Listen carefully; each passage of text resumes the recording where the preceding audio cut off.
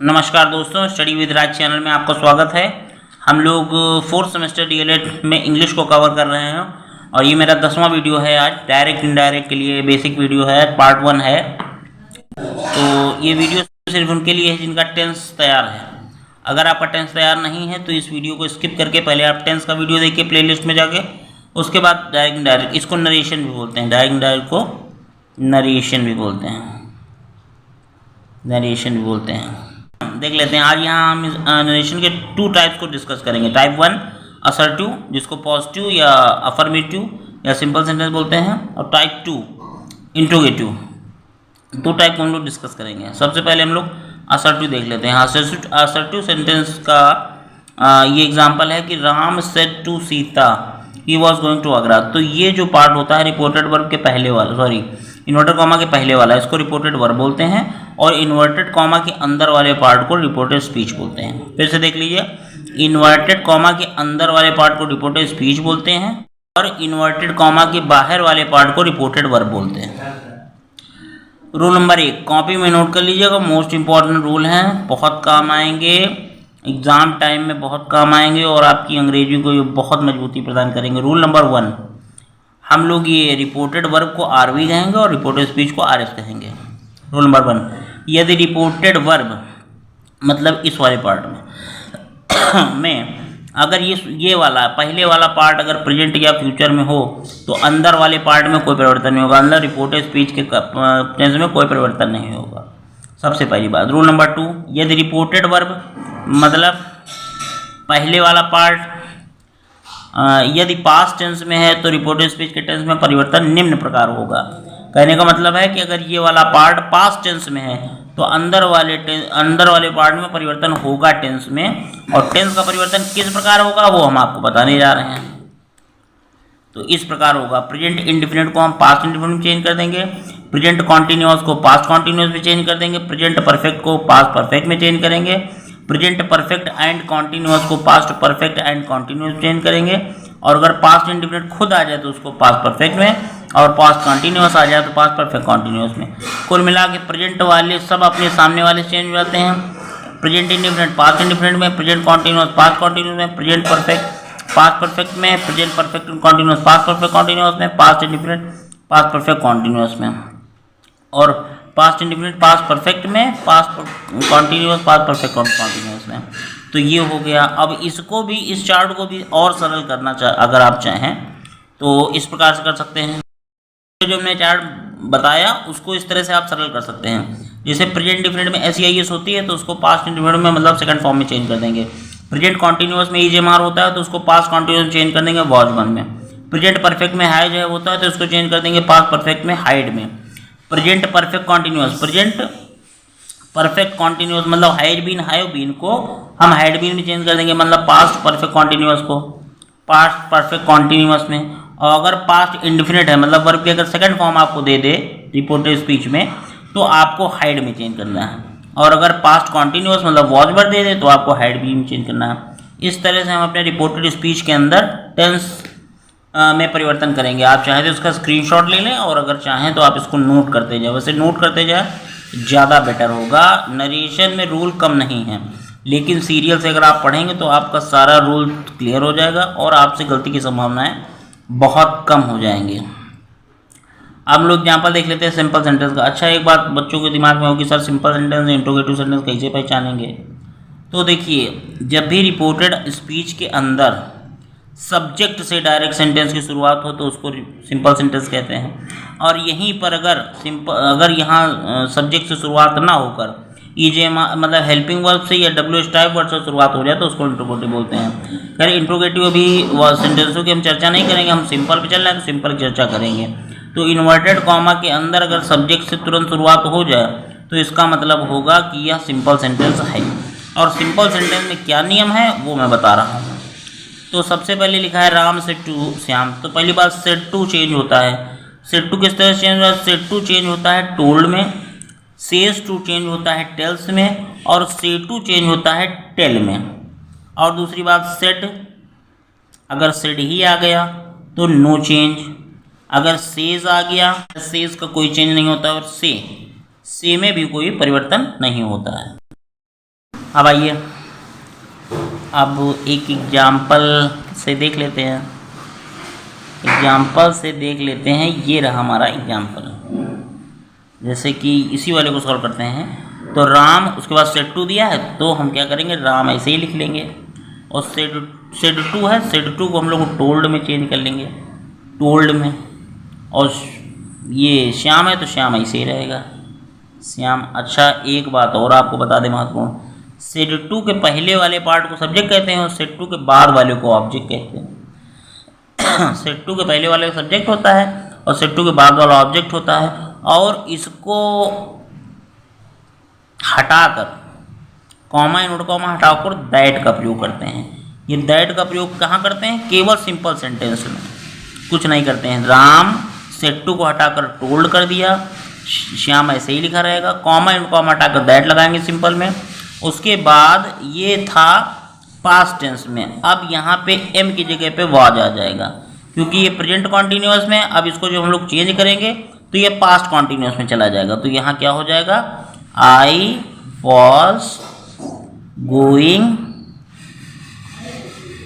To market. ये आपका पहला सेंटेंस बन गया। अब आइए एग्जाम्पल नंबर 2 देख लेते हैं। एग्जाम्पल नंबर 2 देख लेते हैं।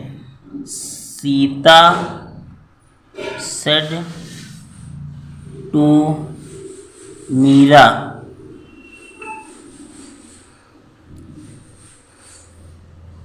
You have gone to Kanpur. ये एक सेंटेंस दे दिया गया आपको। अब इसको आपको पैसिव में चेंज करना है, तो क्या करेंगे, सीता सबसे पहले लिख लेंगे। सीता, अब यहाँ सेट टू है तो सेट टू को हम लोग टोल्ड में चेंज कर देंगे, टोल्ड। और उसके बाद ये ऑब्जेक्ट है मीरा, तो ये ऐसे ही रखा रहेगा, मीरा। अब कॉमा इनवर्ट कॉमा हटाकर हम लोग यहाँ पे दैट लगा लेंगे। अब यू तो यू ही रहेगा, यू। और उसके बाद हैव, तो हैव का चेंज कर देंगे हाइड में। क्यों सर, ऐसा क्यों किया, क्योंकि ये प्रेजेंट परफेक्ट है और प्रेजेंट परफेक्ट हमने बताया था कि हाइज हैव चेंज हो जाता है हाइड में, इसीलिए। अब यहाँ पे हैव था तो यहाँ हाइड कर दिया। तो Sita told Meera that you had gone, third form तो ऐसे ही रहेगी, गॉन टू कानपुर। ये हमारा सेंटेंस कंप्लीट हो गया। आइए और एग्जांपल कुछ देख लेते हैं। आज अफर्मेटिव ही रखते हैं, क्योंकि अगर 2 बताएंगे तो बाउंस हो जाएगा, तो इसलिए 2 बताना ठीक नहीं है, एक ही बताएंगे। एक ही के कुछ उदाहरण आपको हम करा देंगे। कुछ उदाहरण देख लेते हैं। जैसे Ram says Hari has gone to Agra. जैसे एक सेंटेंस है,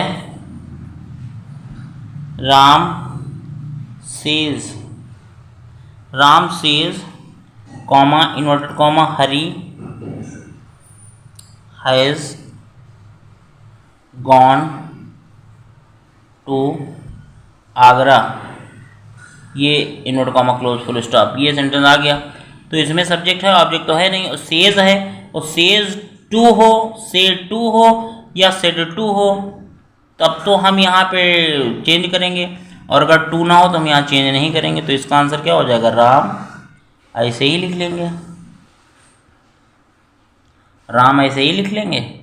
उसके बाद सेज ऐसे ही रहेगा, कॉमा इन कॉमा हटा के दैट लगा देंगे, दैट हरी है, हरी। तो यहाँ क्या हो जाएगा, अब ये प्रेजेंट में है तो अंदर परिवर्तन नहीं होगा, तो हरी हैज गॉन टू आगरा। अब यहाँ कुछ बच्चे कहेंगे कि सर यहाँ चेंज क्यों नहीं हुआ। चेंज इसलिए नहीं हुआ क्योंकि ये प्रेजेंट में था, और अगर प्रेजेंट में है तो फिर परिवर्तन नहीं होगा। प्रेजेंट का अगर सेंटेंस है तो परिवर्तन नहीं होगा, ठीक है। आइए अगला एग्जाम्पल देखते हैं। Sohan will say, Sohan will say, Sohan will say Asha is very intelligent. Asha is very good, Asha is very good. अब ये सेंटेंस आ गया, कॉमा क्लोज कर देंगे। अब आप देखिए, सोहन विल से, विल शैल किस में आता है, फ्यूचर इंडेफिनिट में आता है। अब फ्यूचर आ गया, अब ये जब फ्यूचर में है, रिपोर्टेड वर्ब हमारी फ्यूचर में है, तो अंदर कोई परिवर्तन नहीं करेंगे, तो सीधा सीधा इसका क्या बन जाएगा, सोहन विल से दैट लग जाएगा, आशा इज़ वेरी गुड। तो आप लोग कमेंट के माध्यम से बताइएगा कि आपको समझ में आ रहा है कि नहीं आ रहा है, तो उसी हिसाब से मैं आपके प्रश्न अगले वीडियो में ट्रांसफ़र कर दूंगा। तो इसको फिर से समझ लीजिए, Sohan will say comma and comma Asha is very good. तो सोहन विल से, अब से को चेंज क्यों नहीं किया, क्योंकि से टू होता तो टेल कर देते, से है केवल तो से कर दिया। अब यहाँ आशा इज़ वेरी गुड, तो आशा इज़ वेरी गुड, कोई चेंज में परिवर्तन नहीं हुआ क्योंकि ये फ्यूचर में है। फ्यूचर वाले जब रिपोर्टेड वर्ब फ्यूचर में हो तो मतलब रिपोर्टेड स्पीच में कोई परिवर्तन नहीं होते हैं। आइए और देख लेते हैं, he has said to me, he has said to me comma note comma, Ravi will join the camp, Ravi will join the camp. अब ये सेंटेंस आ गया। अब आप इसको गौर से देखिए, जिसको टेंस, जब मैंने टेंस बताया था तो बताया था रीढ़ की हड्डी है, अगर टेंस आपको नहीं आता होगा तो आपको कुछ नहीं आता है इसका मतलब। अब देखिए, he has said to me, has कहाँ लगता है, प्रेजेंट परफेक्ट में, मतलब ये रिपोर्टेड वर्ब प्रेजेंट में है। अब ये प्रेजेंट में तो अंदर कुछ चेंज नहीं होगा, इसका क्या हो जाएगा, ही हैज़ सेड टू है तो टोल्ड हो जाएगा, टोल्ड मी। अब कॉमा और कॉमा हटा के दैट, और ये बाकी ऐसे ही रहेगा, Ravi will join the camp. ये सेंटेंस का बन जाएगा, ठीक है। अब ये याद रखिएगा, सेड टू के पहले वाला सब्जेक्ट होता है और सेड टू के बाद वाला ऑब्जेक्ट होता है, तो इसमें ही सब्जेक्ट है, मी ऑब्जेक्ट है। ऑब्जेक्ट सब्जेक्ट का रूल अभी तो नहीं है, इंट्रोगेटिव में जब आप प्रोनाउन चेंज करेंगे तो उसमें आएगा, ठीक है। आइए कुछ सेंटेंस और देख लेते हैं, जैसे मोहन